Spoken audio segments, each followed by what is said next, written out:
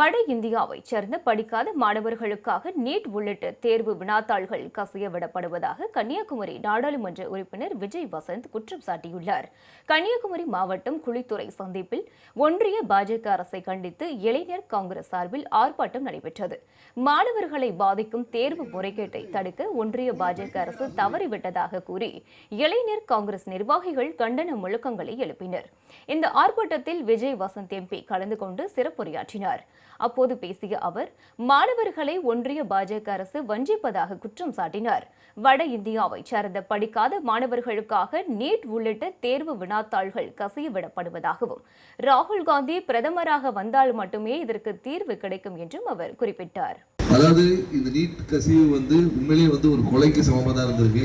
இது நமக்கு கண்ணுக்கு தெரிஞ்சு ஒரு 4-5 பேரா இருக்கிறாங்க. பட் இந்தியா முழுவதும் எவ்வளவு பேர் உயிரிழந்திருப்பாங்கன்னு நீங்க இருக்கும்.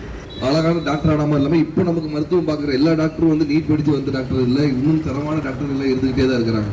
ஆனா நீட்டுன்னு ஒரு தெருவு கொண்டு படிக்காதவங்களை படித்தவங்களா காட்டுவதற்காக நார்த்தில் பாதி பேர் சரியா படிக்காம இதே மாதிரி கொஸ்டின் பேப்பர் லீக் பண்ணி அவனை அதிக மார்க் வாங்க வச்சு அதிக ரேங்கிங் நல்ல காலேஜ் போக வச்சு இந்த மாதிரி நம்மளுடைய குழந்தைகளை வஞ்சிக்கும் இந்த நீட் தேர்வை ரத்து செய்ய வேண்டும் என்பதுதான் நம்மளுடைய காங்கிரஸுடைய நோக்கமா இருக்கும்.